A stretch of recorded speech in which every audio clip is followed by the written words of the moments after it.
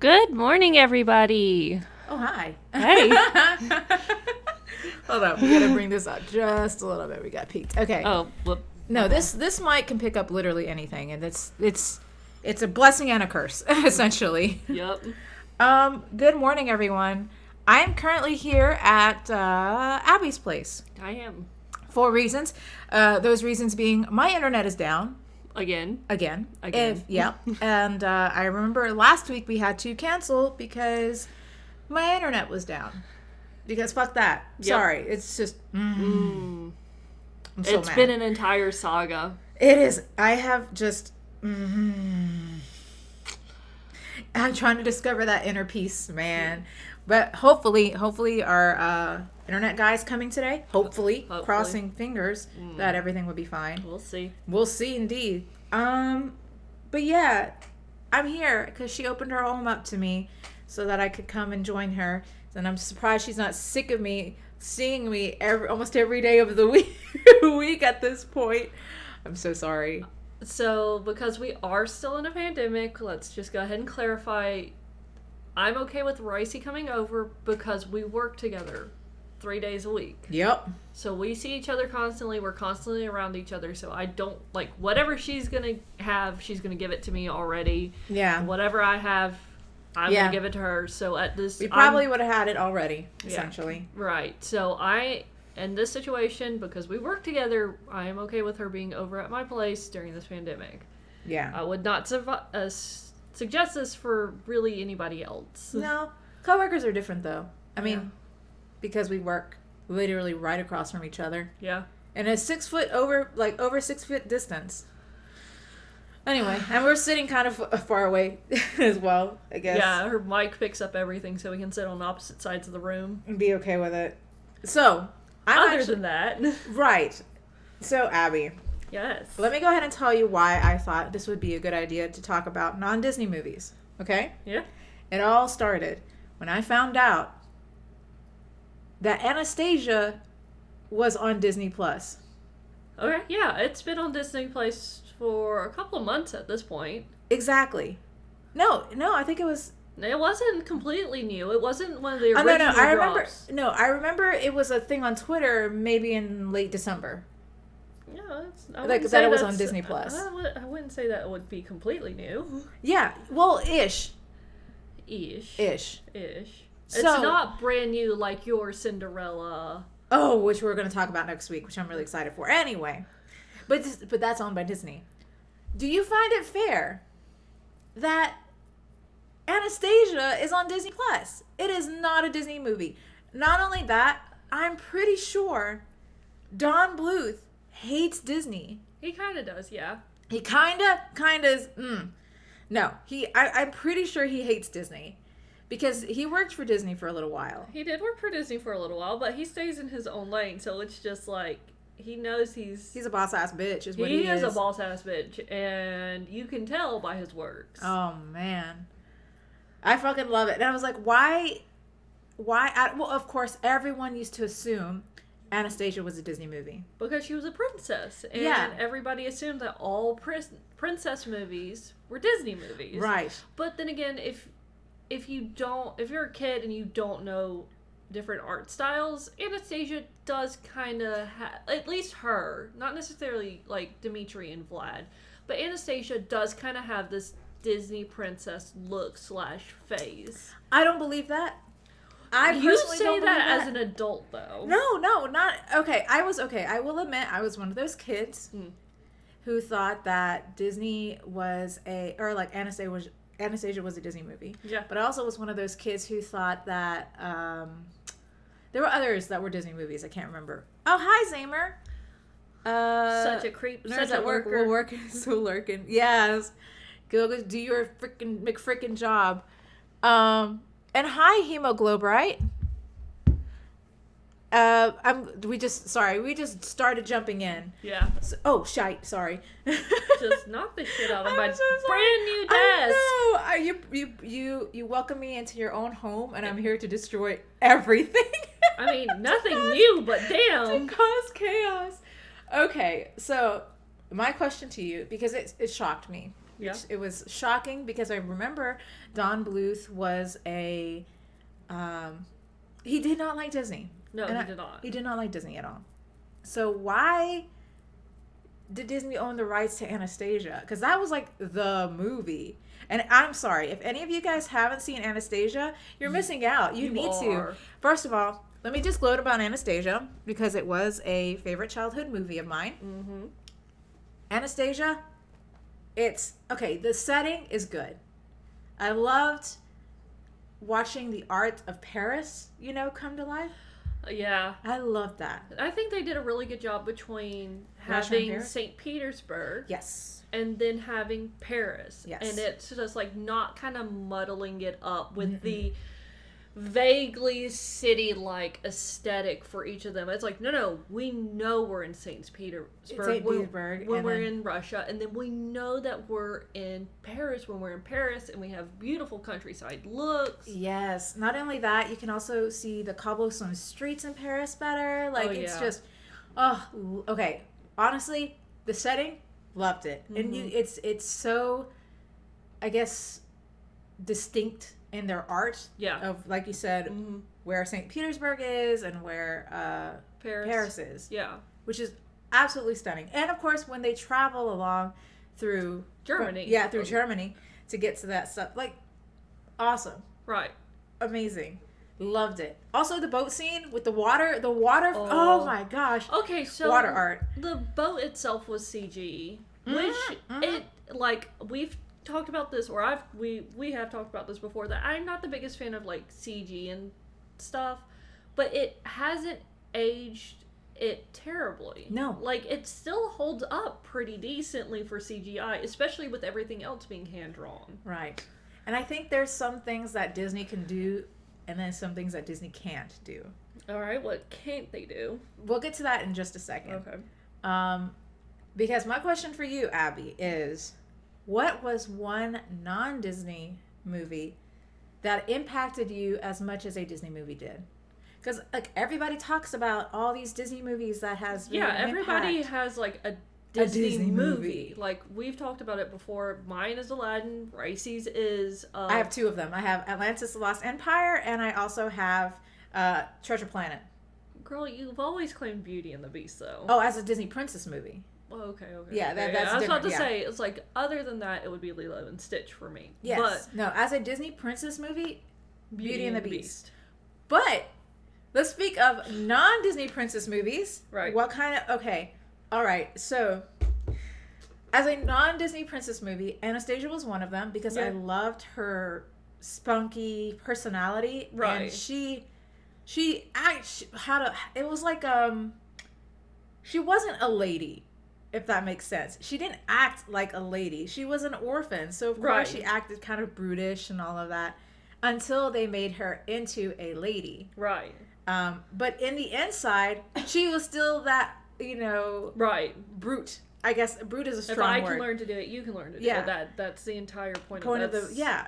So I loved her because she didn't act like a lady. Because you just like badasses. I do like badasses. She was one that impacted my life. For a while, I also liked, what was it, The Swan Princess. Yeah. Hold up. I feel like I think Swan Princess just sounds weird to me. But I know what you're talking about. Yeah, The Swan Princess. Isn't it Swan Lake? No. Oh, once you see the character, I'm going to show you. I know who you're talking about, but I feel like the title's just off to me. No, it's The Swan Princess. Okay. Okay, so... That was probably, for my princess movie, The Swan Princess was mine. I loved Swan Princess. But, so they're, like... I wasn't, like, exclusive to Disney movies growing up. Same. My family, like, introduced me to a lot of, like, movies. So, like, one of my favorite adventure movies is Titan AE. So, okay.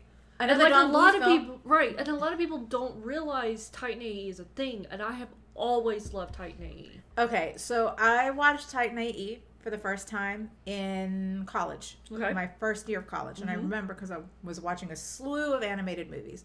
And I did Don Bluth movies for a while, which is why I like Don Bluth very much. I watched Titan AE. It was good. Yeah, it's good. It's good. However, I wish, because so they tried to make an adult animated film. Yeah, they didn't really. I wouldn't say they made an adult animated film, but it's just. I said tried. Right. But it's still, you could tell they were still trying to cater to kids, which was like, it didn't mesh well. There were some scenes that I found that was too childish, and there were some scenes that I found was just too adult-ish. Yeah. And like, I wish they didn't, I'm pretty sure it was because Hollywood, because it flopped in the market. Also, before I forget, my ADD kicked in. Anyone who's listening, please make a list of your favorite non-Disney animated films. It doesn't have to be classic 90s. It could be even up to date, because I know like Kung Fu Panda was a big thing for most. How to Train Your Dragon. Shrek is an icon. Right, and it's like, I've even gone back and seen some like animated stuff from like the 60s and the 80s. Oh, yeah. Like there's I think it's Korean. It's something on Funimation. Oh. And I don't think I've suggested it to you. It's a very, very weird movie, but it's so beautiful. What movie is that? I'll have to look it up. Okay, well, we got time. Yeah. I'm too uncultured. No, you know what? I don't believe that. I believe there are some Disney non-animated films that you've seen. Okay, how about this? If we've talked about it, you'd be like, oh, wow, yeah, this one. Because, like, I have a long list. Ferngully, Secret of NIMH. I was about to say, Ferngully, Secret of NIMH. Okay, there's Don Bluth films. In general, I fucking love Don Bluth films.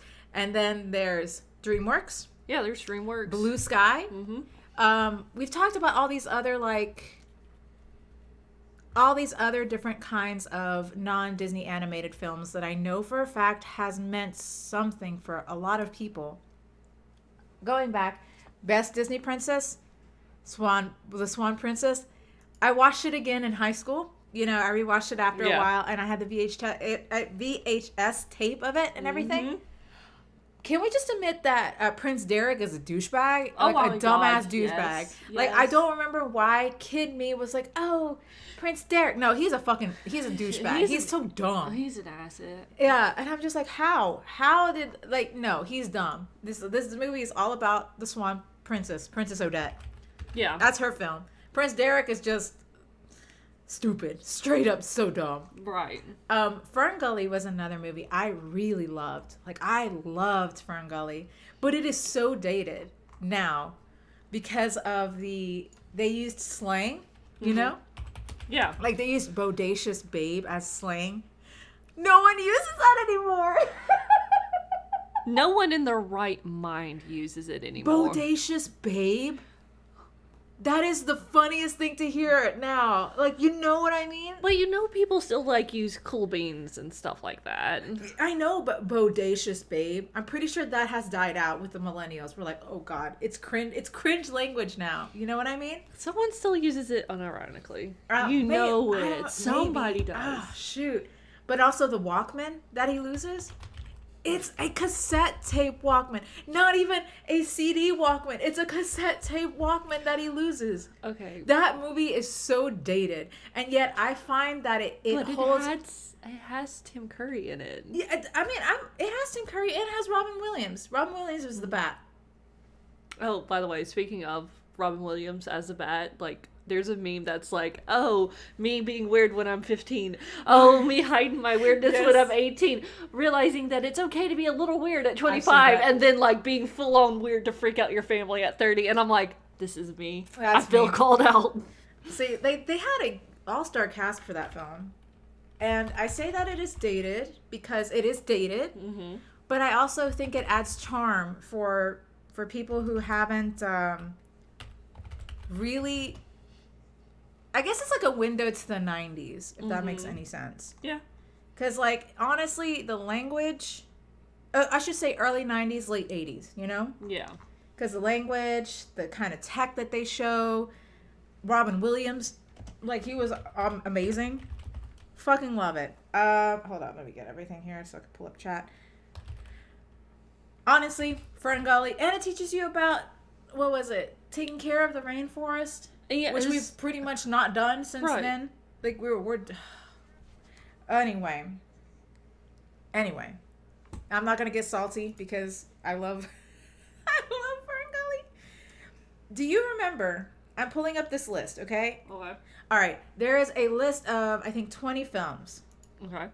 that they have. Mm-hmm. You can just tell me yes or no if you've seen these. This. The Legend of Sirius, the Sea Prince, I've and never the seen Fire that. Child. Never It is seen that. so pretty. Okay, that's It gonna be is on my to-do list. So pretty. It is dated art styles and stuff, but oh my god. Oh, we can't. They're gonna pick up everything. I was about to say I've muted it. Okay, good. Come on.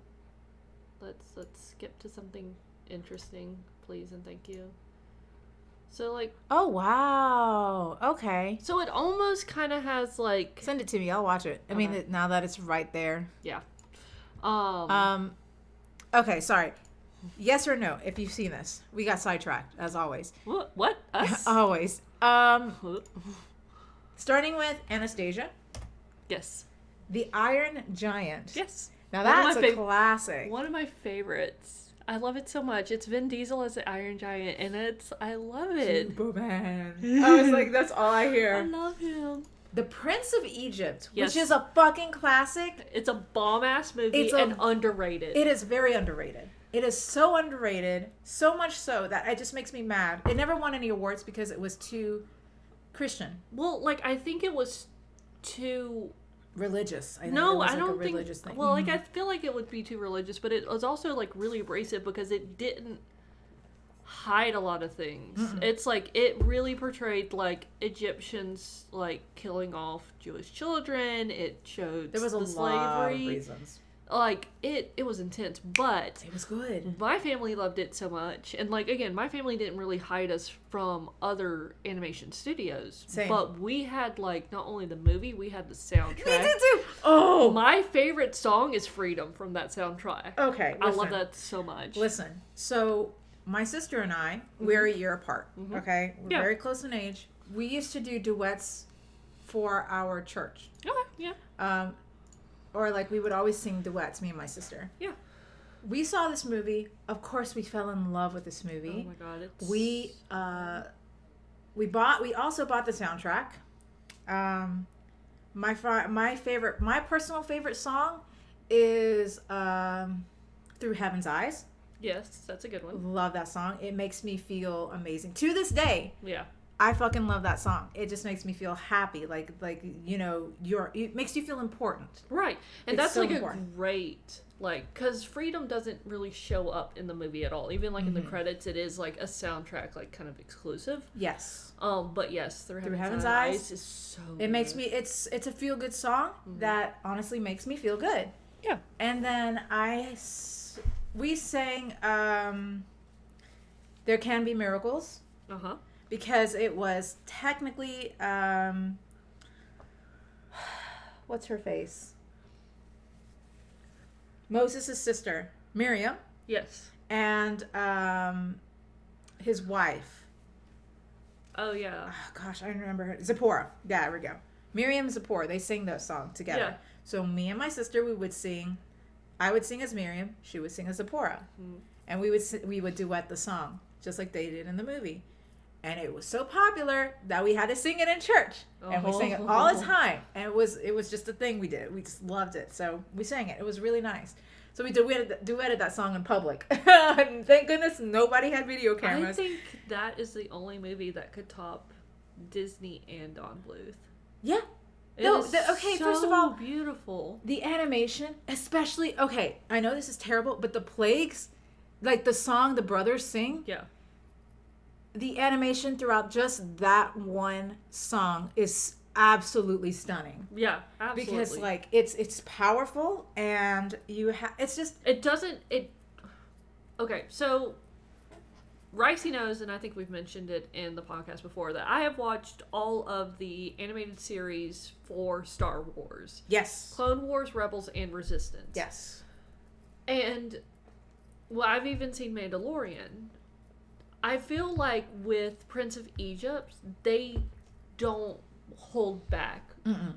Like, that's what I really like about Clone Wars, is that they made everything, like, this is a war. This is a huge, big-ass war, and we make it on a huge-ass scale. And that, like, they don't pull their punches when they did the plagues. Right. They made these, it's like, okay, cool, that's great, push it further. The one thing that I absolutely adored, that it would always stick with me, is the parting of the Red Sea. The whale. No, that was a shark. It was a shark because the fin... Mammals and fish have two different fins, and mammals have a horizontal fin while fish have a vertical fin. Right. The fact that they did that, the water physics that they used, oh my god, and like the shadow of that's the where whole it's a shark. thing, the whole thing, just in general, yeah, awed me as a child. And like I remember I was talking to other people and they were scared of that scene because of the shark, right? Because they're like, oh shoot, there's actual animals in the Red Sea. And I'm like, well, yeah. And I who am an ocean person, I love the ocean. I'm not that scared of anything in the ocean. I am in awe of the creatures living in the ocean. Whereas my husband is absolutely terrified of anything in the ocean, which granted, that would freak him out. But for me, I was in awe, and I loved the water physics. Right. I loved that so do you remember the old classic Moses film? Like, it was like in this... Oh, the live action one? Yes. Yeah. Like the classic one. Yeah. So, when they did the parting of the Red Sea, yeah, it was dry. Like, everyone talks about, the area they walk through is dry or whatever. Right. They made it muddy. Right. And which is what it's supposed to do. Because one of the carts got stuck. And I think it was rocks that it got stuck on. Well, I still think it was still muddy though. Right. It's gonna be muddy. Yeah, they were trudging through it. And it was to me a very good, I guess, detail. That's the word. Yeah, it just I really like that scene. And I'm not like Ricey. I don't really like deep oceans. I don't like most ocean creatures. I don't like large ocean creatures. They freak me out really bad. Oh yeah, they'll freak me out, but I'm it freaks me out in a bad way, not like a good way. Okay. So even that was carried and portrayed so beautifully that I wasn't freaking out over that scene. It was like so how nice. like you were saying other people would. I never freaked out over that scene. Even with that big ass shark there, I'm like, that it made it so. This is what I thought was interesting. It made it even more terrifying when the Pharaoh comes in and Moses lifts, is like, all right, walls come down, and then the ocean collapses into itself. Yes. Bless me. It made it even more terrifying because you know what was in the ocean. Right. You saw the shark, so you're like, oh man, they're dead. Yeah. And then you see the Pharaoh on the rock screaming for his brother's name. It broke my heart. Well, you're a family person. Yes, but it broke my heart because you could hear in his voice the anger and sadness of losing his brother, who he was so close to, and his son, and pretty much everything. He lost everything. And it broke my heart. But, this isn't a movie that is technically, you need to feel for the Egyptians or whatever. Yeah. But it's like the connection you have with family. Like, that was so... And it was such a... And then, of course, the last line is, goodbye, brother. Yeah. Ugh. I fucking love that movie. Oh, my God. It was so good. I can go on and on. Prince of Egypt, also... highly suggest. If you were to watch anything, and I know, even if you're not a religious person... Watch the film as the film. It is so fucking good. It's so good. It is great. Music, amazing. The art, amazing. Just like everything about it is amazing. The story is amazing. Everything about it is amazing. And Zipporah, love her. Oh, yeah. I fucking love her. She's amazing. Everything about it, amazing. 10 out of 10 movie. Fucking love it. We already talked about the Iron Giant. Yes. The Land Before Time. Absolutely, girl. I watched... Absolutely. Littlefoot was my favorite. I love Ducky. And how many films did they make after that, you think?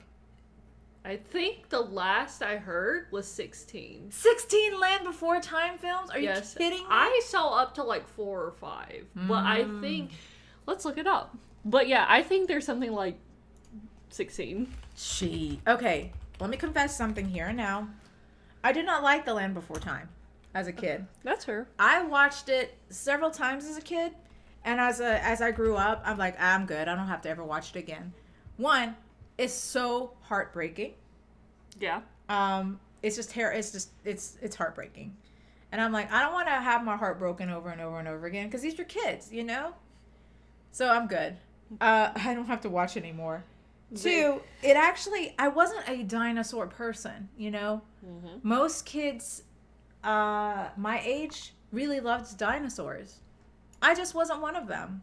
I didn't like dinosaurs or anything. Like, it just did not interest me. And I am an animal lover. I love all animals. Dinosaurs were just like, meh. Yeah. Meh. Are we really looking up? So 14, and the last 14 one that films. was released was in 2016. Shit. I wasn't It's still chugging along strong, though. Absolutely.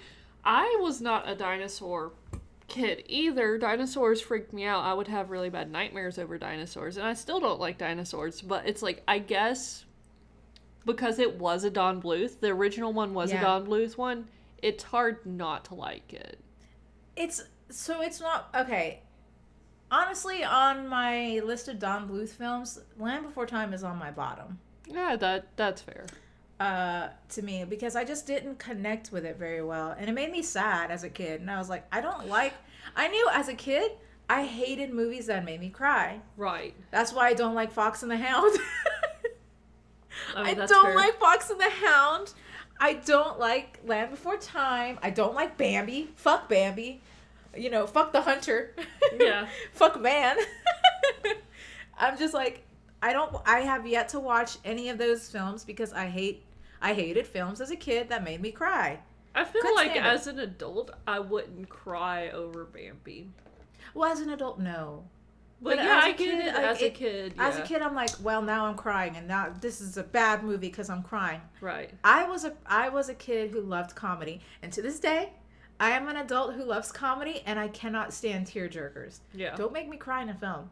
Pixar. Fucking Pixar making me cry in a film. Every film. Every single fucking film. Coco destroyed me. Coco will fuck you up bad. No, it destroyed me because it was after the incident that I watched Coco. And I was like, and I had my family there. Yeah. And I remember my cousin just checking on me, just checking like this. Like side-eyeing me. He's like, is she okay? Is she okay? And I'm like, Coco, why you gotta do this to me? We're just gonna move this closer to me while you're freaking out. No, but Coco, good movie.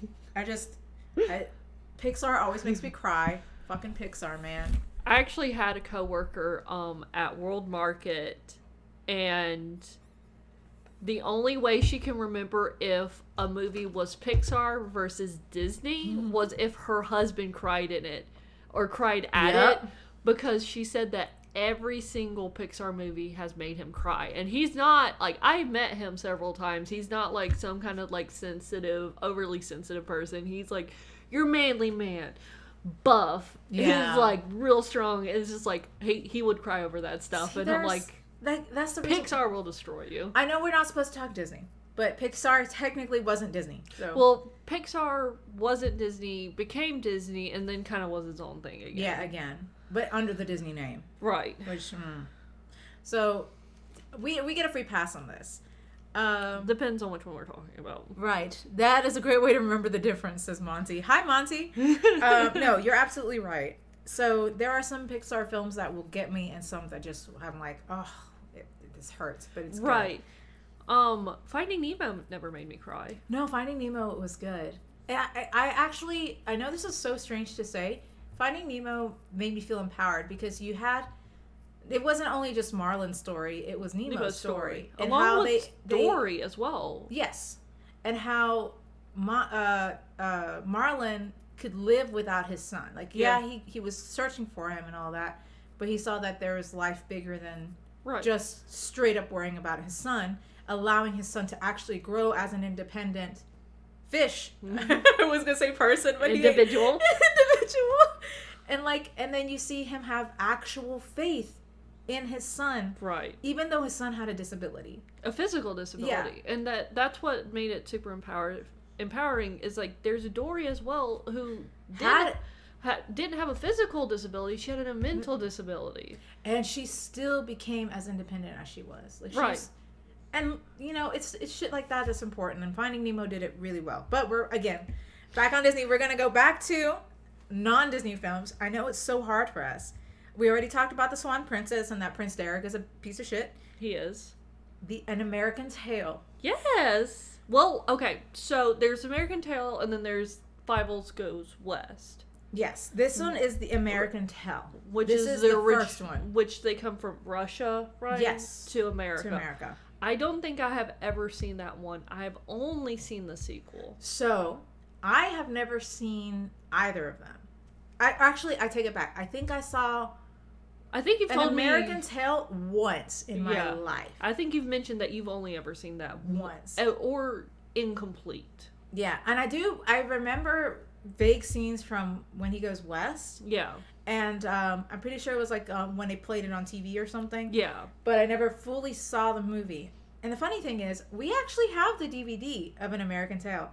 I've just never seen An American Tail. If Even it's though Fox, we may be able to watch it on Disney Plus. Oh, maybe. Yeah. But the funny thing is I should see it because my parents are immigrants. Yeah. It would be a nice way to see like, how they view the immigrants in the state, in right. in the US. So I'm just like, I could see it. And I could relate, not that I'm Russian, because I'm not. And it's not a time period that wasn't because they talked about, was it Ellis Island? They arrived in Ellis Island. Right. And it's like they're coming from Russia and things like that. And it's like I can't say this for every immigrant. Mm-hmm. It's like it's still a very difficult process, and it becoming more of a difficult process for them to come into America, into our country. But it's like I don't feel like, again. Yes, Monty, we're reading your chat. Oh my gosh. Oh my god. Yes. So, Monty, I take it you've watched An American Tail? Once or he's dramatic. He's so dramatic. I love it. But yeah, like it's a film I do want to watch eventually. Right. That was one of the Don Bluth films that I've yet to see. I've seen a lot of them. I really like the second one. And I think the reason we watched the second one so much, Fievel Goes West, is a Westerner. Mm-hmm. A Western. And my dad loves Westerns. My Right, dad right. loves John Wayne. He loves these Western movies. So that's probably why we ended up watching it so much. Well, I mean, fair. That's fair. But it's also a really good movie. And I can't wait for you to watch it. I will definitely. Love you. So... Thumbelina. Yes. I actually have that DVD on my bookcase. Okay. My sister got it for me for Valentine's Day a couple of years ago. Loves Thumbelina. Yes. I hated Thumbelina, the character. That's fair. Like, all the other side characters are, like, fucking amazing. Okay. Like, what is it? The big gay-ass frog? Like, the drag queen frog? Okay, so there was first of all, I loved it. She wasn't a gay-ass drag queen frog. She was a very Latina type frog. Right. She was like curvy. She had the long hair. She was inspired by a very specific person, too, yes. right? Yeah. And she also wanted you to marry her son. And I'm telling you, those are like the traits of a Latina mom if I've ever seen one. I'm like, she doesn't care which son as long as you like marry one. Yeah, it's like, hey, listen, I see you're hot and like you look like a good girl. You need to marry one of my sons. I think she even says that like you need to put some weight on your bones too. Oh, I'm telling you, like she, okay, she is. God. Loved her. She was so funny. I loved her the way that the way she talked. It was very Latina inspired. Right. Very Latina inspired.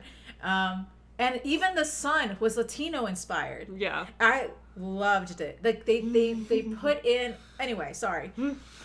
Great movie. Hated Thumbelina, her character, because she was definitely overshadowed by everybody else. Yeah. Everybody else. Even the prince. The prince was cool. Right. And his adventures were cool.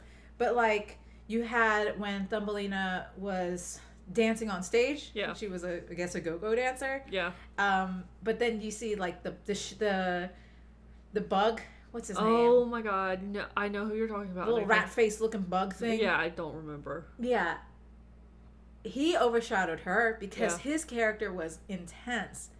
His even the fucking animals in the very beginning. Oh yeah. Loved them. I remember so many distinct things that I was like, the mole, Yes, the Mr. Mole, Uh-huh. and the mouse. Uh-huh. What is her name? Although in my mind, the mouse fell in love with the mole, and she should have just married the mole instead, Right. instead of forcing Thumbelina to do it. Their character overshadowed Thumbelina, and if I watched it again, I could see that because Thumbelina's just like, I'm a little airhead. Direct me, please. Yeah, it's like I have no experience of the world, either human or micro. Yeah. So like, Please direct me where I need to go. And I'm like, oh, you naive child. And of course, because of her naivety, yeah. she was, Preyed upon. Yeah, preyed upon by different kinds of people. And, they dragged her along to these kind of different adventures and how she progresses as an individual character. And you think, oh, maybe now she seems more independent. No. Yeah. She ends up going with the prince, and the prince takes care of her for the rest of her days, and then she sprouts wings, and I'm like, okay. Yep. Thumbelina, you bore me. Everyone else, though. That was one of my favorites too. Yeah, it's like everyone else, though, was amazing. My grandparents had it, and I would play it literally every time I would go over, and I got so sad when they lost the VHS. Oh, we have the DVD. Well, I have the DVD now Yeah, too. I have the DVD now. But I think that's also that Thumbelina was a Disney film. That's one of Don Bluth's actual Disney Are you films. sure? Yes, I think so. Because I know one of Don Bluth's films was Disney film, and I think that was Thumbelina. I don't. If it's Disney, why is it on Hulu? Never mind, I must be wrong. I thought so though. Warner Brothers. Okay, never mind. Okay, I can forgive you for that mistake. I would make the same mistake. I forgot Warner Brothers has. Oh, look, there she is. Sorry, I just saw the frog. Okay, we could go back. Go back. I'm sorry. I'm just like, she was awesome. And then, of course, everyone knows this person. You know who she reminds me of? Who? She kind of reminds me of Nicki Minaj. Oh, now, yeah. Yeah. Oh my gosh. That would translate better to like this period. If they did a live action and have Nicki Minaj, that would be awesome. It would be perfect. Yes. I would love to see that. The pink hair and I'm telling you. Anyway, sorry. But you have to admit, like, drag queens would be inspired by her look, for sure. Look at it. She's beautiful. Yeah, obviously. So Shrek. Shrek? Yes, I've seen it. I've seen, I think, all of the sequels. So have I. The third one was atrocious. I think it's the fourth one that wasn't terrible. The fourth one was good. Yeah. The fourth one to me was really good. The third one was absolute garbage. Yeah. The first two, really good. The second one was not terrible. So I actually really liked the second one. It didn't hold up to the first one, but it's not bad for a sequel. Nope. It really wasn't. I liked what they did with the fairy godmother. I did too. I loved what they did with the fairy godmother. And I love the singing everything about it. I love the singing at the end. I'm telling you, everything about it was good. I really liked the second Shrek movie. The third one was absolutely Was the garbage. third one the one where he turns? No, the second one's when he turns human. Yes. The third one is with Justin Timberlake, and he's trying to relate to a teenager, and it was just right. When they're going to find Arthur. Yes, King Arthur. And it's like the fourth one's what, Happily Ever After or whatever. With yeah, the when children. he erases everything from his past. Yeah. And I feel like there was another one after that. No, that's it. There's 4 films. Okay. And then it was such an iconic thing that Shrek actually had a musical. There is something called Shrek the Musical. I was about to say Monty loves the sequel. I'm telling you, like, this I was is really good. sad. Yeah, the sequel is awesome. Like, honestly, it held up really strong. Yeah. Which, again, this is a DreamWorks thing. I wanted to mention this as well. So, have you heard of The Odd Ones Out? He's a YouTuber who does animations. I think I've heard of him. I can't recall if I've actually ever seen anything he's done. Okay. Well, he made something about non-Disney. There were DreamWorks. There were DreamWorks trilogies, okay? Mm-hmm. And he calls them the trequels. And how in every single DreamWorks film, the first movie is amazing. The sequel is just as, if not better, than the first film. And then when the trilogy comes out, like Yeah. the third film comes out, is utter garbage. Yeah. And I'm like, okay, with DreamWorks, I could see that. Yeah. Because Shrek, amazing. Yeah. Shrek 2, equally good. I Right. really like it. Shrek 3, utter garbage. Like, so, like, I feel like Disney has kind of like the opposite effect. When they actually build out like a trilogy, the first one's really good. The second one is super weak because they're setting up for the third one, and then the third one just falls flat. Yes and no. How so? Oh, well, no, okay, so... But like, I'm like, it's still like, it's not I going to can be see the that. first one, but it's the third one is still better than the second one. But it's, again, it doesn't hold up to the first one. And certain things, maybe. Okay. I will say that. Cinderella, the Yeah. third one was good. Okay, yeah. So, but every other one, not so much. Like, But then again, that wasn't really set up to be a trilogy. The Cinderella movies weren't set up to be a trilogy. Pirates of the Caribbean. Again, the third one's good. Like, No, it's they're about all great because the way that they... but the second one is definitely set up for the third one. You all cannot great. There is a third Cinderella. Oh my god, yes! It's on Uh, Disney Plus. You gotta watch it. Okay, so listen, Monty. This you can forget about the second Cinderella film. Yeah, don't we worry talked about it. We've talked about it yesterday. The third Cinderella film is called A Twist in Time, and when I tell you the kid drama like in that movie, or drama enough for kids to swallow, that shit is a good movie. It's a good movie. Like it. If you have Disney Plus and you want to watch Cinderella 3, please watch Cinderella 3, A Twist in Time. I know we shouldn't be talking Disney films, but that shit is good. That's some good shit. Was it actually a Disney? It is a Disney film. I was about to say, it's like we have Disney films like Return of Jafar and then... I mean, it's The under King the of Disney Thieves. umbrella because it is from the classic Disney Cinderella. Yes, but I still don't think it was a Disney studio that did it. Yeah, don't even worry about the second film. The second film doesn't exist. It was too Cringy? yeah, It was cringy. it was cringe. I never watched it, but I just watching There's- the trailers for it just made me think it was going to be super, super cringy. Yeah, it is. There is cheesy that I can enjoy, and then Yeah. there's cringy. The third film is cheesy. Mhm. Second film, utter cringe. Yeah. But moving on. And we it's gotta like- stop talking Disney. How about so Spirited Away was considered Obviously, but it's Disney. Disney's the one that brought it to America. yes. Spirited Away was Studio Ghibli, Yep. but They they partnered with Studio Ghibli. So we're gonna just set Spirited Away. We're gonna just push that to the side, or any of the Studio Ghibli films to the side, because honestly, I want to talk put about them it in as their a separate. own category. category. Because technically they are Disney, but not Disney. But I have seen that on the big screen. My dad took me to go see it when it came to America, when it was still on the big screens. He took me and my little sister the first time, and then 15 years later, which was probably about 2 or 3 years ago at this point, they did a anniversary for it and brought it back to To the big screen. the big screen, and I took my dad and my little sister to go see it because it's like It's nostalgia. you have to experience it at least once on the big screen because True. it's completely different. I'm pretty sure we never watched it as a kid because honestly, I never heard about it. That's I'm being fair. dead honest. I had never heard of any other Ghibli movie before that, and I know people that like knew Nausicaa, knew Mononoke, like never Totoro. knew that. Never knew any others, but somehow my dad knew about this and took us. See, I never knew that. I think I was in high school when I found out about all the other Studio Ghibli films, and I started watching a lot of them in high school. Yeah. Which I absolutely adore, by the way. Fucking love Studio Ghibli. Except Tales from Earthsea, but we're gonna. That's Well, another. technically, that's made by his son. I know, but still, Yeah. it's So- like okay, moving on. We're gonna just pocket any of the Studio Ghibli films, so we're just gonna set that aside. Quest for Camelot. Yes. Yes. absolutely. I remember watching it as a kid, and I should have mentioned that was one of my favorite films as a kid. Yes, I remember watching it on the big screen. I remember like singing along with my sister. I remember like it was really good, and also Celine Dion sang the cover version of Listen to My Prayer. yes. Yes.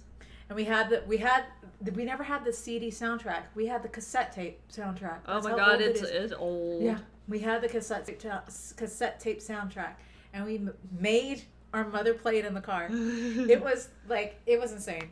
Fucking love Quest for Camelot. Was it cheese? Yes, it was. Oh yeah, like But- watching it now, it's like some of it's like bad kind of. It's also really dated. Like the dragons are Very super dated. dated. Very dated.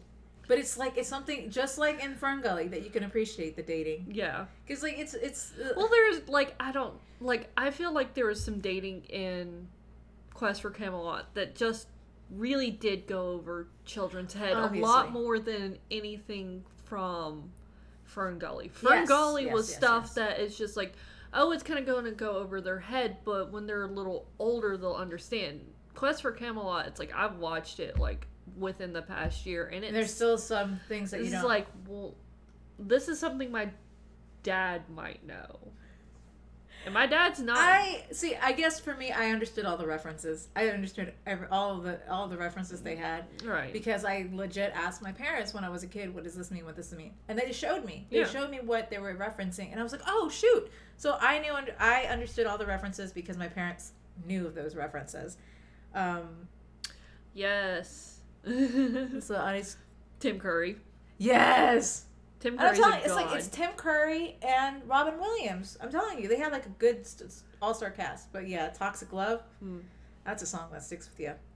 And then of course I know you know this. You love this movie, How to Train Your Dragon. Yeah, I really like, but that is one that like the sequel actually held up pretty decently well Yes. for very a dream, much. especially for a DreamWorks algorithm. Yes. I was so excited for the trilogy, but also it fell flat. Just like the Odd Ones Out said. I gotta send you that video. You'd love it. I was about to say, it's like I remember who you're talking about. Right. Now. Can Like, I just- I got fucked up bad with How to Train Your Dragon 2 because I don't want to spoil anything, but I was prepared for something different. Gerard Butler. I know. Why? That's all I'm saying. Spoilers. No. Spoilers. I'm just saying Gerard Well, I Butler. wasn't- Why? I was about to say, it's like I was expecting something. I knew something was going to happen. I was expecting something different. Well, I mean that movie was Pixar level sad. Yeah, that got me fucked up. Yeah, that got me fucked up as Like, well. I'm really glad I watched it by myself. Oh my gosh, it's just. Can I? Okay. Like, will I say kind of something- figured out how it was gonna go when they introduced a Light Fury, and I'm just like, well, we know what's happening with this. Not only that, I remember it is a book series, Yes. and a lot of people I guess our age people who watched the movie actually read the book series. I And didn't they know it was a knew. book. Yeah, but they knew what was going on, so they were like, they had like, okay, I'm bracing myself for the pain, but it's still equally painful. Yeah. Compared to the shock of pain. Like, Oh my god, I'm telling you, that movie fucked me up. The second movie, and it sticks with you. It Yeah. sticks with you. it messes you up. It messes you up real bad. Bad. But going back to the first, Yeah. I want to point out some things about How to Train Your Dragon that I still remember, like, made me gasp in awe. Flight 'Cause scenes. No, it's not just the flight scenes. The flight scenes are good. I always love flying. If I could, I would use flight as a superpower. I was about to say the flight scenes almost remind me of Miyazaki's flight scenes, and Miyazaki will always include in Studio Ghibli, in his movies will always include a flight scene, Right. and the How to Train Your Dragon flight scenes like They're amazing. genuinely reminded me of Miyazaki's flight scenes. It wasn't the flight scenes. I mean, yes, that can take you so far. It was the score, the music, They did the song that You're you just the play. music buff though. Yes, but the song that they play, it like, and then the when you hear it, and it's with the flight scene. Yes. But if you take the music away, it takes off half of the shit that you I play. mean, the same thing would happen with Miyazaki's flight scenes if you took Right, the music out. yes. But like in this one, it was different. The way they made the score, and I remember, it actually made me tear up. Yeah. Because when you hear them and the crescendo happens, and then you feel like the music makes you okay. feel like you're flying. Which flight Fucking scene love it. hit you the hardest?